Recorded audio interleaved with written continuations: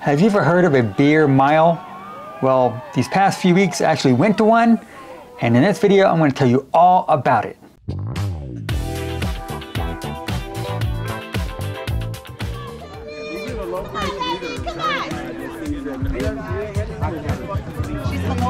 hungover. Guys, do not do this hungover. Don't do it. Do not ever do this hungover. Ask Cindy right here. Let's go, baby. You wanted a drink last night. You wanted a drink last night. Let's go. The easiest thing your man's ever done. So what exactly is a beer mile? Well, I didn't know it was as big as a deal as it was until just a few weeks ago. There's a local run club here in Los Angeles, Mikkeller Run Club and Struggle Bus LA. They actually put on a beer mile every single year for charity. And so this year we were actually able to stop by and check it out. I'm not a drinker, but I still wanted to go to support because it was for charity. And so what exactly is a beer mile? I guess this thing has been going on for a long time. I went to thebeermile.org and I found out that there's actually like world record holders for a beer mile. For example, the fastest time for a beer mile is 4:28.1, and that is held by Corey Belmore, and he's out of Canada. And then after that is 4:37.4, and that's Chris Robertson out of the US, and it goes on and on. I mean, it is unbelievable. So they have yet to have a sub 4-minute mile for the beer mile yet. But when it comes to the females, they have not. The fastest one so far is 6:08.51, and that is from Erin O'Mara out of the US. So a beer mile, it's incredible. So what exactly is a beer mile? So again, according to this website, there is a whole list of rules that comes along with a beer mile. And yeah, this is a legit thing. And so I'm gonna go through pretty quickly here. So what we're doing today is raising funds for SRLA, and we are doing a beer mile. What does that mean? You start, you chug a beer, you run 0.25, you come back, chug another beer, do another 0.25 until you hit a mile. All of the donations again are going to SRLA, and they're being matched today, so we are extremely thankful.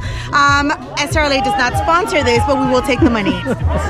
As I said, it's pretty simple, as Carla just mentioned, and she gave you the gist of it. But so a competitor drinks 4 cans or bottles of beer and runs 4 laps around a standard running track. And with each lap, they chug a beer. And so the beer must be consumed before the lap begins and within a transition area. So you can't do it on the track, it's got to be within a transition area. And I guess it's got to be is a 9-meter zone.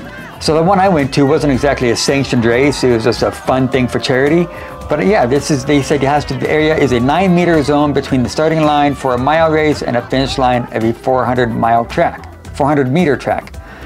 The race begins with competitors lined up on the mile starting line, drinking the first beer in the transition zone described in the step above. So what they do, they drink the beer and then they take off, as you see here. Women also drink 4 beers. I guess it used to be different. They used to have women drink 3 beers, but then they changed it up, and now it's all a level playing field now. No specialized, let's see, competitors must drink a canned or bottled beer that is no less than 12 ounces in volume, which is a standard bottle in the USA. No specialized cans or bottles may be used. That can give an advantage by allowing the beer to pour at a faster rate. So it can't have a larger mouth on it or bottles or anything. It has to be the standard size. Beer cans must not be tampered with in any manner. No shotgunning. Actually, I used to do shotgunning back when I was younger, back in my 20s, back when I was a drinker.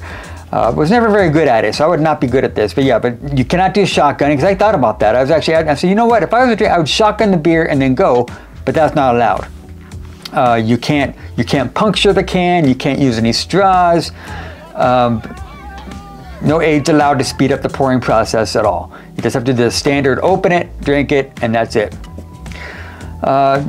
The beer must be a minimum of 5% alcohol by volume. Hard ciders, hard sodas, and other alcoholic sugary drinks will not suffice.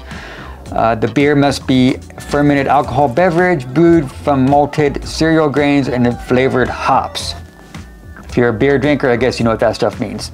Each beer or can must not be opened until the person enters a transition zone on each lap. So you can't have somebody open it for you and give it to you. You gotta do it. Like you see here where I went to, they had a table and they did it around the table. Competitors who vomit before they finish the race must complete 1 penalty lap at the end of the race, immediately after the completion of their 4th lap. So if you vomit, you've got to do a 5th lap. You got to do 4 or 5 of them. I wonder if it's vomiting more than once during the race still only requires 1 penalty. Okay, so if you vomit 20 times, you only have to do 1 penalty lap. So, and I think they implemented all these rules at the one I was at. Yeah, and that's it. The other one is just, when attempting a performance for official records, it is recommended to provide video evidence of the race and prove that all beer was sufficiently drank. I don't think I would ever do one. Well, first off, I don't drink, but they told me that you could actually go and you could do it with milk, you do it with seltzer, but you know, they're doing it for fun, it's for charity, so it wasn't like a sanctioned thing. But that's it, yeah. I hope this brings some knowledge to you. I never knew about a beer mile. At least I heard about a beer mile, but I didn't know it was this intense. All the links will be in the description of what I just talked about. And yeah, let me know your experience with any beer miles you may have partaken in or decided or thought about taking part in. So I'm Anthony, reminding you to keep running for your best life.